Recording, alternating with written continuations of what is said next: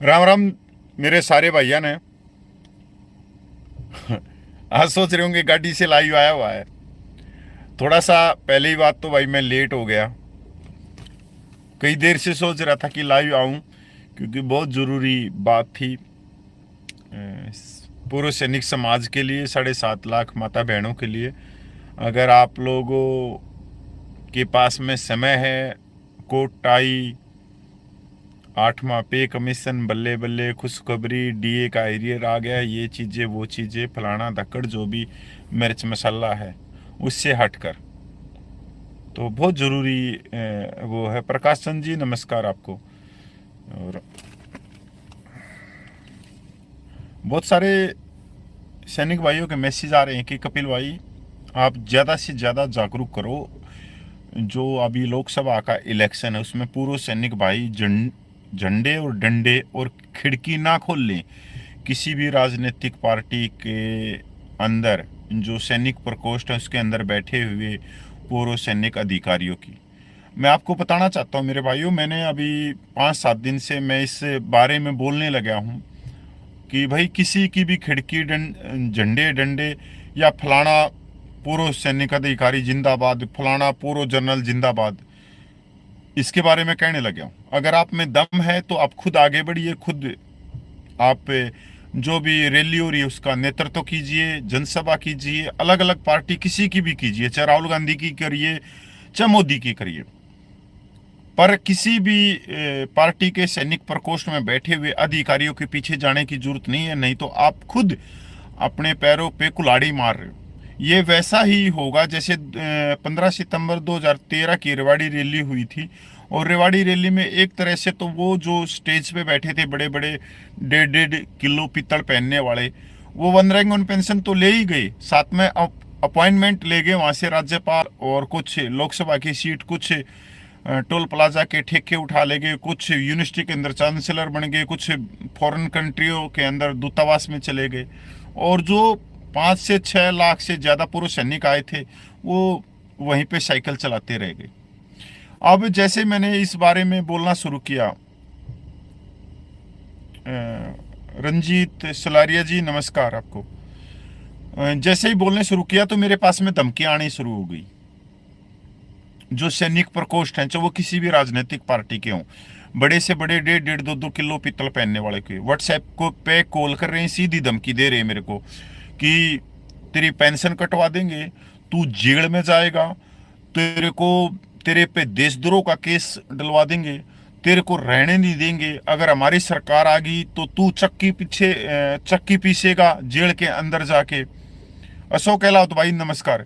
Jail के अंदर चक्की पीसेगा, ये करेगा वो करेगा, सीधी धमकी है। आप अंदाजा लगाओ, अगर आप लोगों के पास में इस तरह के फोन आने लग जाए 1.5-1.5 किलो पीतल पहनने वाले के, तो मेरे हिसाब से आप लेटरिंग के अंदर नहीं बैठोगे, पजामे के अंदर कर दोगे। क्योंकि वो, अगर आप उनका स्टेटस देखोगे तो बहुत बड़े लेवल पे हुए। और राजनीतिक पार्टियों में जो चाहे विपक्ष है चाहे सत्ता पक्ष है, उनके बड़े से बड़े नेताओं के साथ में वो बैठते हैं, साथ में कुर्सी लगा के। तो और मेरा जैसा एक छोटा सा सिपाही क्या कर लेगा भाई उनका? बताओ क्या कर लेगा? एक सबसे बड़ी बात है, क्या कर लेगा? क्योंकि मैं अपनी विचारधारा पे हूं। मैं बाबा भीमराव अंबेडकर ने जो संविधान बना के हमारे को दिया, समानता का, न्याय का, सम्मान का, आत्मसम्मान का, स्वाभिमान का, मैं उसके रास्ते पे हूं। मैं अपने लिए आत्मसम्मान मांग रहा हूं, मैं न्याय मांग रहा हूं। मैं ये नहीं कह रहा कि मैं 35 लाख पूर्व सैनिकों के लिए मांग रहा हूं, क्योंकि मैं कौन होता हूं भाई पूर्व 35 लाख पूर्व सैनिकों के लिए न्याय और सम्मान मांगने के लिए? क्योंकि 2 हाथ उनको भी दिए हैं भगवान ने, 2 पैर दिए हैं, 2 आंखें दी हैं। रूपेंद्र सिंह गिल सत श्री अकाल जी आपको। रोशन चहल साहब जी आपको भी नमस्कार। रंजीत सलेरिया जी आपको भी नमस्कार। तो भाई मैं कौन होता हूं उनके लिए न्याय मांगने वाला? अब अंदाजा लगा सकते हो आज क्या चल रहा है। दूसरी बात है, अब आप देख रहे होगे पूरे पूरे देश भर में कश्मीर से लेके कन्याकुमारी तक, मणिपुर से लेके जैसलमेर तक, अलग अलग पार्टियों के सैनिक प्रकोष्ठ के जो रिटायर्ड अधिकारी हैं वो आप लोगों के बीच में घुसे हुए, और 1 साल आंदोलन चला, उस आंदोलन के खिलाफ थे वे। और वो आंदोलन नहीं था, वो 35 लाख पूर्व सैनिकों के लिए 1 रैंक 1 पेंशन, प्रीमेच्योर रिटायरमेंट के लिए 1 रैंक 1 पेंशन का हक दिलाना, मिलिट्री सर्विस पे डिसेबिलिटी पेंशन, कहीं एक्स ग्रुप की विसंगतियां, कहीं ऑनरेडी नायब सूबेदार की विसंगतियां, कहीं ऑनरेडी सूबेदार की विसंगतियां, कहीं सूबेदार मेजर की विसंगतियां, कहीं कैप्टन रैंक की विसंगतियां, कहीं CSD ECHH में भेदभाव, कहीं डिसेबिलिटी 2,54,000 का भेदभाव, कहीं 7 पे कमीशन में 2.57 से 2.81 का भेदभाव। ये धरना उसके लिए चल रहा था। क्या किसी इसमें से किसी भी राजनीतिक पार्टी के, चाहे बीजेपी हो, कांग्रेस हो, चाहे अन्य दल हो, इनके सैनिक प्रकोष्ठ के किसी अधिकारी ने आपके आंदोलन का समर्थन किया? क्या 35 लाख पूर्व सैनिकों की जायज मांगों का समर्थन किया? नहीं। उस समय तो ये चिट्ठी लिख रहे थे फरवरी 2023 में प्रधानमंत्री को कि इस आंदोलन को यहीं कुचल दो, इनकी पेंशन बंद कर दो। ये एक अलग देश में विचारधारा लेके आ रहे हैं, जबकि वो जो आंदोलन चला वो बाबा भीमराव अंबेडकर के समानता क्या के अधिकारों में वो आंदोलन था। पर कोई कसर नहीं छोड़ी इन्होंने, इन सैनिक प्रकोष्ठ वालों ने कोई कसर नहीं छोड़ी लेटर लिखने में, चाहे वह लीग भी हो, चाहे ये तीनों सेनाओं के रिटायर्ड जो एसोसिएशन है, जो लीग है, कोई एयरफोर्स एसोसिएशन है तो कोई नेवल एसोसिएशन है, कोई लीग है, इन्होंने कोई कसर नहीं छोड़ी। कहीं जवान अच्छी रोटी ना खाने लग जाए, ये देखना चाहते थे कि पूर्व सैनिक ऐसे ही हाथ पे रख के चटनी के साथ या नमक के साथ रोटी खाती रही। जो पहाड़ियों के अंदर, जो रेगिस्तान में, जो जंगलों में जो माता बहनें 7.5 लाख पूर्व सैनिकों की धर्म पत्नियां हैं, कहीं उनके जो बहते आंसू हैं आंख में से वो ना पूछ ले वे। इसलिए इस आंदोलन का इन्होंने जबरदस्त विरोध किया। और आज क्या हो रहा है, आप लोग इनके पीछे झंडा डंडा लेके खड़े हुए हो, इनकी खिड़कियां खोल रहे हो, इनके 2-2 पैसे के चाय पकोड़े के लिए अपनी जीभ निकाल रहे हो। 56 इंच की जीभ बाहर निकाल के चाय पकोड़े के लिए आप राल टपका रहे हो, वहां पे ठोडी टेक रहे हो और पीछे से जिंदाबाद के नारे लगा रहे हो। क्या दुर्भाग्य है यार हमारा, शर्म आती है। ऐसा सोचते हैं कि चल्लू भर पानी में क्यों नहीं डूब के मर जाए हम, कि अगर हमारे ही साथी ऐसा करने लग गए तो। अरे वो 7.5 लाख सैनिक विधवा माता बहनों को कहना चाहता हूं, अगर वो मेरा वीडियो तक पूछता है, मेरी आवाज पूछता है कि आपका हक किसी ने नहीं खाया। 7.5 लाख माता बहनों की, उसमें से लाखों उनके पति, उनके सौहाग आपका हक पहले ही खाके और भगवान को प्यारे हो गई। वो दरी कुर्सी बिछाते रह गए, वो पीछे से जिंदाबाद का नारा लगाते रह गई, वो खिड़की खोलने में रह गए, वो चाय पकोड़े खाने में रह गई।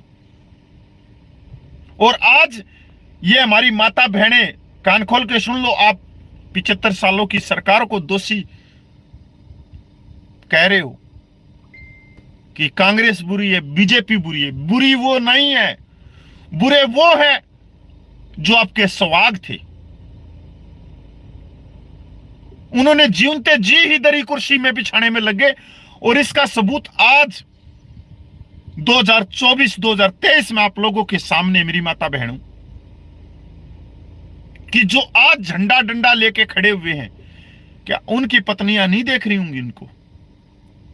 अगर वो आज से 5 या 10 साल के बाद में वो कहें कि सरकारों ने हमारा हक छीन लिया, और उनका पतिदेव जब तक टिकट कटवा के ऊपर चला गया हो, तो मैं पूछना चाहता हूं माता बहनों से, क्या सरकारों ने आपका हक खाया है या आपके पतियों ने आपका खाक खाया?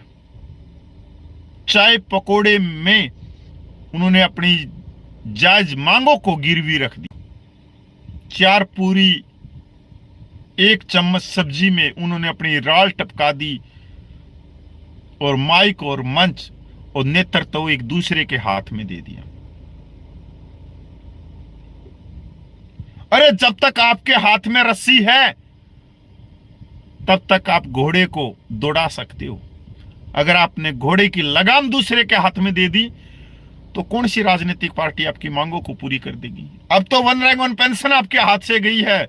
आने वाला समय देखना, 1 रैंक 1 पेंशन छोड़ो, premature disability pension military service में भी आपके हाथों से जाएगी और बहुत बड़े लेवल पे जाएगी। और क्यों जाएगी? क्योंकि प्रीमेच्योर एनएफयू की मांग पूरी होगी और एनएफयू की मांग पूरी होते ही इसमें रक्षा बजट का करोड़ों अरबों रुपया खर्च होने वाला है। एनएफयू की मांग वो जवानों के लिए नहीं है। एनएफयू चाहे कोई भी सरकार आओ, चाहे कांग्रेस हो, चाहे बीजेपी आओ, आते ही एनएफयू की मांग को सबसे पहले पूरी करेगी और ज्यादा समय नहीं है। अब देख लेना, क्योंकि जो इलेक्शन का रिजल्ट आएगा वो 3 जून को आएगा और 17 जून को इस सरकार का लास्ट 5 साल पूरे हो जाएंगे। 17 जून के बाद में कभी भी जो भी पार्टी आएगी वो अपना शपथ लेके सरकार बना लेगी और जुलाई में ही 1 रैंक 1 पेंशन का तीसरा भाग आएगा। तीसरा भाग तो आप सोचिए, आप सिर्फ यूट्यूबर के वीडियो देखते रहो कि इतनी पेंशन से इतनी हो जाएगी। अरे जब 2023 में रिटायरमेंट वाला सूबेदार 29,500 रुपये ले रहा है और जुलाई 2014 से पहले या 15 में रिटायरमेंट सूबेदार 31,000 से ज्यादा पेंशन ले रहा है, तो कैसे बढ़ोतरी हो जाएगी? अरे 1 रैंक 1 पेंशन का मतलब यह है कि नई वाली पेंशन पुराने वालों को पास करनी। अब जब नई वाली पेंशन ही 29,500 बन रही है तो पुराने वालों को क्या पास करेंगे? पुराने वालों की तो ज्यादा है।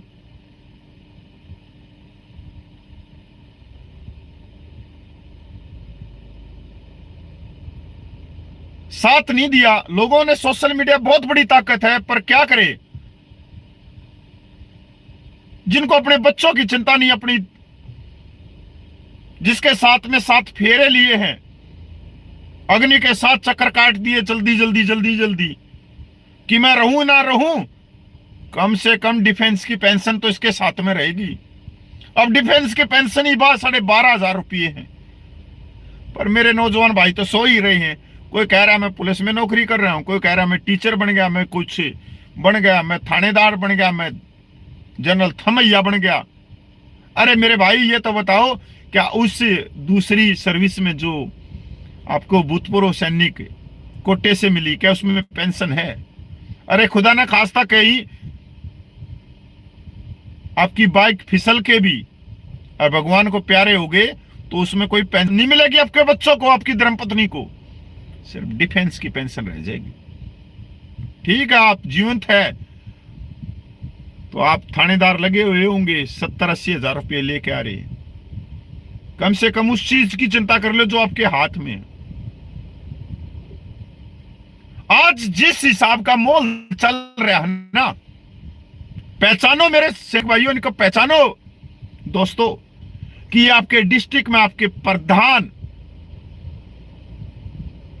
जो हर एक स्टेट में बैठे हैं, आप लोगों को की संख्या बल को किसी रिटायर्ड के नीचे दिखा के उसकी रोटियां सेकी जा रही हैं, उसको सांसद बनाने के लिए। और यह काम कोई और नहीं कर रहा, ये छोटे रैंक के पूर्व सैनिक हैं जो 24 इंच की साइकिल चलाने से इनसे सावधान रहो। ये तो आप लोगों के पास में क्लियर होने लग गया पे। उनकी क्या गलती है जो 1 साल आंदोलन चला के चले गए? अरे उनके पैर खींचने वाले यही थे, 24 इंच की साइकिल वाले। कई कई में तो आंखों में आंसू आ जाते हैं कि यार क्यों अपनी जिंदगी खराब कर रहे हैं हम। धमकियां भी, डर का माहौल भी हमारे दिल में है। रात में बैठे हैं तो पता नहीं क्या होगा क्या नहीं होगा, कब सलाखों के पीछे जाना पड़ जाए। पर ये व्यक्ति बाज नहीं आ रहे 24 इंच की साइकिल चलाने से। चाहे भले ही ड्रेस छोड़ दियो, कुर्ते पजामा पहनने के बाद में भी ये बाज नहीं आ रही। और ये देश भर के हर गांव, हर तहसील, हर जिला, हर राज्य में ये बाज नहीं आ रही। और बाज वो भी नहीं आ रहे जो इनके पीछे चल रहे। लास्ट में अपने शब्दों को विराम दूंगा। दोस्तों, अपने परिवार की तरफ देख के चलो। अगर आप किसी राजनीतिक पार्टी के सैनिक प्रकोष्ठ की रैली में शामिल होते हो तो भाई छाती पे पत्थर बांध के घर पे आना और मिलाना अपने बच्चों से आंख। क्या आज मैं नैतिकता के हिसाब से, धर्म के हिसाब से, कर्तव्य के हिसाब से अपनी धर्म पत्नी की नजर में मैं खड़ा हो सकता हूं या नहीं हो सकता? क्या मैं उसके अधिकारों को आज कुचल के नहीं आया हूं? ये सवाल अपने मन में रखना, क्योंकि अभी 2-4 दिन में अभी देखते जाना क्या क्या होने वाला है। बहुत बड़े लेवल पे गांव-गांव सभी राजनीतिक पार्टियों के सैनिक प्रकोष्ठ की रैली के लिए तैयारियां शुरू कर दी हैं और उनकी रैली करवाएंगे हमारे जैसे जो पोरो जवान जैसे जो वही। बस इनसे सावधान रहना। मैं नमस्कार करता हूं। जय हिंद, वंदे मातरम, जय भारत भाई।